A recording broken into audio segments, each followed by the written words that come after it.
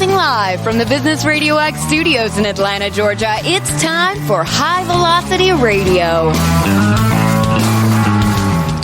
Lee Cantor here, another episode of High Velocity Radio, and this is going to be a good one. And if you've got a pencil and paper, get ready to get a lot of notes and a lot of great information. We have the president of Rainmaker Digital Services, Ed Bardwell, with us today. Welcome, Ed. Thank you for having me.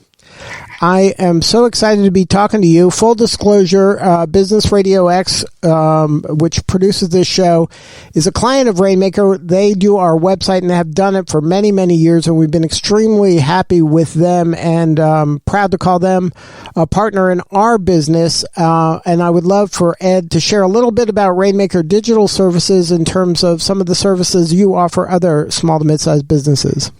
Well, sure. First of all, Rainmaker Platform is a comprehensive business marketing platform. And what we mean by that is we take technology out of the conversation for our clients as it relates to their customers. So if you want to add video to a website or simply build a basic blog or web presence, Rainmaker Platform is the tool for you.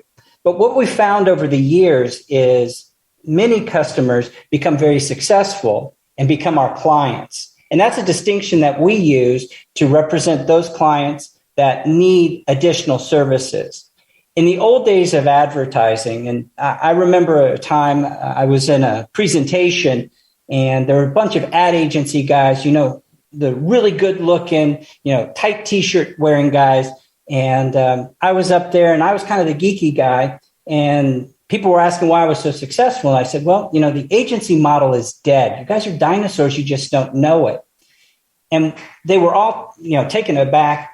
And I went on to explain that everybody needs these basic services: how to build a relationship, how to creatively tell their story, how to represent themselves in the best manner in whatever channel that they're trying to work with. But people were tired of simply buying into the expertise of the agency. And so what we've done here at Rainmaker Digital Services is combine the power of the technology with the creative and technical resources to provide a full suite of services, everything from basic branding to media planning, all the way to specific targeted campaigns depending on a client's objectives. We're really big believers that marketing is an investment, not an expense. And so if a customer, if a business is thinking about, oh my gosh, everybody's talking about fill in the blank technology or this new channel or, this new social media, we say, stop, time out. Tell us how that's going to be an investment for you. And so we try to take a business first, a marketing first, a creative first approach to technology, which is our fundamental differentiator from both the technical competition, who focuses only on the technology, and the creative competition that focuses only on the message. We try to bring them together. Message and method is the way we get results. Now, do you have kind of an avatar for the ideal Rainmaker client? Are they solopreneur? Are they big firms? Are they in technology? Are they in services? Lee, that's a great question. The reality is Rainmaker Platform was originally conceived for the small to mid-sized business. Everyone from the solopreneur that wanted to do this as a side gig up to the company that might have some version of a dedicated marketing resource. But what we've found, especially over the last 3 years, is some of those businesses have had enough success that now they do have dedicated resources. Typically not a marketing or creative team of 5 to 7 people, but under 5 people. Though we do have a handful of Global 2000 relationships.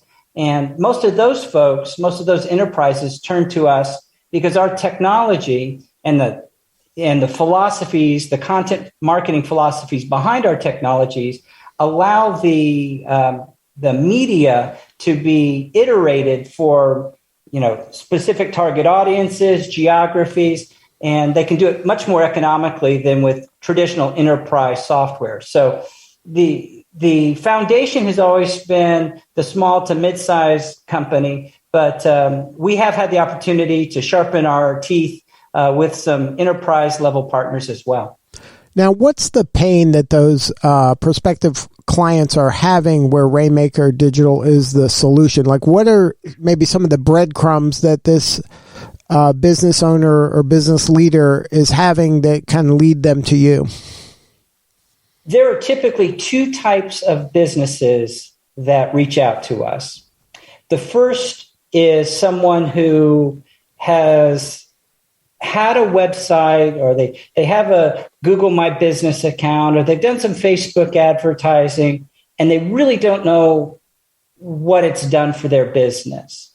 They know they've got to have it, but they don't know what it's done, how it's working. And in some cases, unfortunately, there's been a hack or there's been some kind of issue. And they may understand the goal of building a relationship through content, but they really struggle with the technology.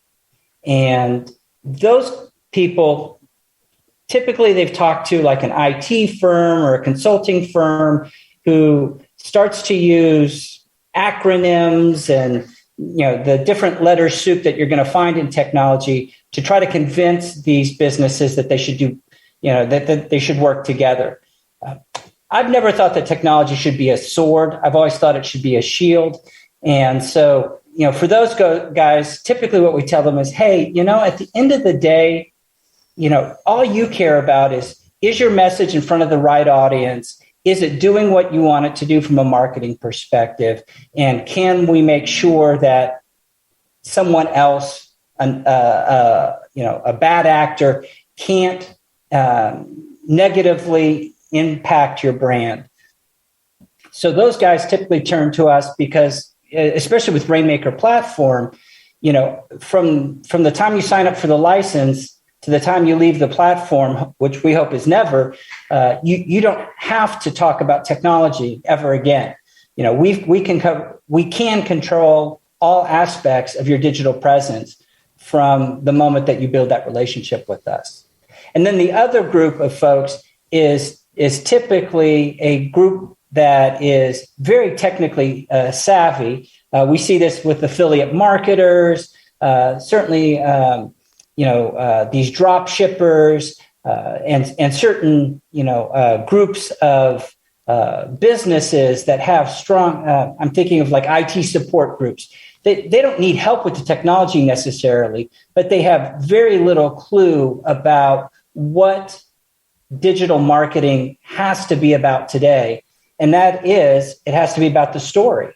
You can't simply put up a price list or we're the best in the market at, running cable in your office.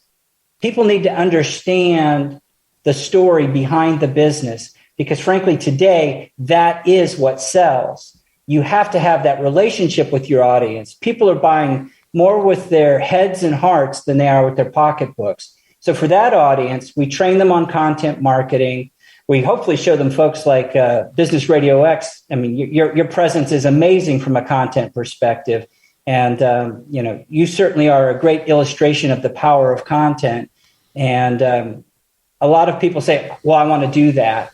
And so we try to show them some of the basic techniques for blogs, podcasts, video blogs, things of that nature, where they can begin to build those audiences and have a relationship that goes beyond simply the transaction. Now, and that's kind of a mental shift for entrepreneurs, right? There was a time when the salesperson had all the information and then the customer needed the salesperson in order to kind of buy something. But in today's world, with so much information available to everybody, you have such a more informed consumer in that you better have a compelling story. You better have a really good backstory about how you got involved in this business and what makes you different and special if you want to build that kind of relationship between you and your customer.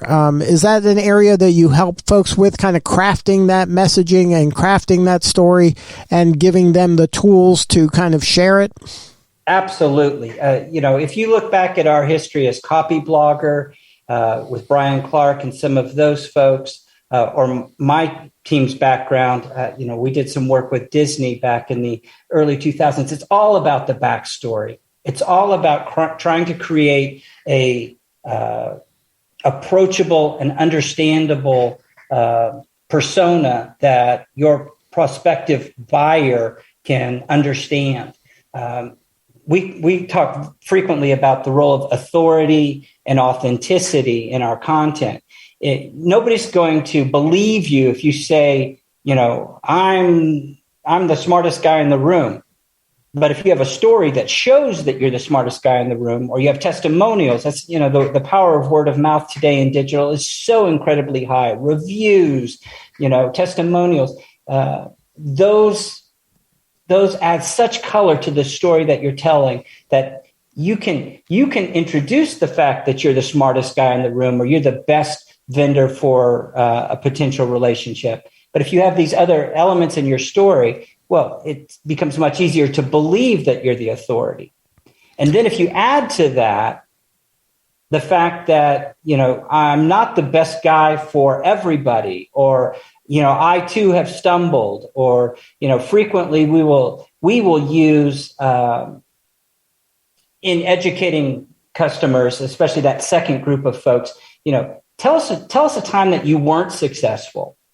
And then we will help them craft that into the story, because few things are more authentic to prospective customers than knowing when you failed and then how you've learned from that failure and corrected it for the future. If you're human, and if they perceive you as being willing to act in that transparent and authentic way, it's much easier to convince them that as an authority, that any recommendation that you might make is comes from a place of mutual benefit. And really today, we like to tell folks everyone's in the media business, whether you like it or not. Whether it's that unfortunate picture at the PTA meeting, or you having a let's just say animated text conversation with a customer that they've screenshot. It's out there. And if you're not authentic and say, you know what, with customer X, I did lose my temper, or, they simply didn't do X, Y, Z, or whatever the case is, your audience will forgive you. I mean, we found, especially in the business community in the United States in particular, we're very forgiving. We just have to believe that there's a reason to forgive. So you combine a good story that helps establish your authority with things like testimonials and reviews, and that transparency and that authenticity to really, build a relationship with a prospect. Because what we know is the purchase is not the end of the relationship. I don't care what you're selling today. It could be a widget. At the end of the day, if the widget doesn't last as long as you think, people will go on to social media. They will go out into the digital realm, and they're going to say, Ed's widget just didn't do what it said it would, or it only lasted for 5 years, and I thought it would last for 10. And people are going to take that as a critique, where maybe the rest of the marketplace is only lasting 1 year. But regardless, you have to be present and prepared for those kinds of media conflicts. Now, I find it, I'm sure you do as well, a lot of folks spend their time on their website just talking about themselves. And like you alluded to it earlier, it's one thing to say, oh, we're the best, or we've been around for 100 years. That doesn't mean as much to the consumer as I think that the person who wrote that copy thinks it does. The person who's reading a website or going to a website wants to solve a problem. So if you're not solving their problem and you're not showing examples of how you solve similar problems for other people and having those people speak up and say, hey, without this company and their team, I couldn't have done that, or I got to a new level because of this person. If your website isn't filled with that kind of content, then you're really almost wasting your time. Because at one time, websites were just kind of billboards, and they used to be like, hey, this is my stuff. These are my, it's like a Yellow Pages ad. Yep. But not anymore. Your website should be a living, breathing thing that's evolving as you evolve, and it should be filled with information and help and education for your best prospects to learn more about you and understand what makes you different and special. Yeah, you're exactly right. We use a content framework for not only web content, but frankly, any type of business communication called PI. PI stands for promotion, information, and inspiration. And every brand has a unique combination of all three. But exactly to your point, if you simply say, I'm the best at this, and here's my price list, and just go on and on about how wonderful you are, and you don't inspire people, you don't share the information. The power of information sharing today is so much different than it was, even 10 years ago, that, we find fairly sophisticated brands really missing the mark by saying, well, we don't want to tell them how to fix their radio, or we don't want to tell them how to reboot their computer. We want them to call us so we can charge them $40 for the repair. Well, unfortunately, if you don't tell them information that is relatively easy to find, they're going to go to YouTube or to your competitor. They're going to get the information, and while everyone may lose on that $40 opportunity, when they need the $250 OS upgrade, or when they want to have somebody help them buy a new computer, or whatever the case is, they're not going to come back to you because you chose not to share information. You're exactly right, Lee. You've got to have all aspects of a content relationship with your prospect. And you have to have a long-term view of your relationship. If you're looking at a relationship as just transactional, that you're just trying to get money from somebody today and not trying to serve them over the long haul, then you're missing out. You're spending a lot of time and energy to earn that one account for just a short period of time, knowing that they're going to find somebody else that has a similar thing cheaper elsewhere. So you better be kind of pushing the value curve up and adding more and more value and more reason for you to be hanging out with them so they can be doing business with you over and over, because it's so much less expensive to get more business from your existing customers than it is to keep finding brand new customers. I know it seems like there's billions of people out there, but believe me, it's a lot easier to get the 100 people that already like you to buy a little more than it is to find another 100 people. Yeah, you're right there too. With the market today, it's very easy, whether it's the big tech companies or even the boutique craftsmanship e-commerce sites that are out there. You can find business to business to consumer, a variety of services all across the globe. And so if the only thing you're competing on is price, you will lose. There is no way to win a race to the bottom in terms of price. And it not only is it easier to upsell, resell, continue to engage with previous relationships, but it's also when you create or add value to the relationship, that becomes a barrier to competition that is so difficult to crack. We are not the cheapest web solution in the marketplace. In fact, we're kind of in the middle. There are several that are much more expensive than we are, and then several that are much less expensive than we are. And one thing that we have found is from our customers, them telling us things like, we see as much value as the much more expensive guys, but at a price point that's much lower. And then for those that are at the other end of the spectrum, well, no, we don't get any of these services that you guys include for free. Whether it's basics like, SSL or secured certificates to make sure your site is protected, or logs or database space or whatever it is. You're right. It has to be a competition for value. And, everybody, since value has a qualitative component to it, everybody's going to have a different, lens or angle that they look at value. And so obviously we're not the right fit for everyone, but what we do believe very strongly is we have to be a valued partner, not just a vendor. And I would suggest that most businesses regardless of vertical, regardless of size, and regardless of location, needs to be thinking about how you become a partner with your customer, not just a vendor. So, Ed, what is the pain that somebody's having today where they should call you and your team? What's kind of that thing that's right in their face that maybe they aren't connecting the dots, that having a conversation with you and your team could, help them sleep better at night? First and foremost, if your website's an expense, whether it's a billboard or a brochure, if you can't directly track from your website to your accounting system somehow, say, this is how we're making money through our website, you should contact us.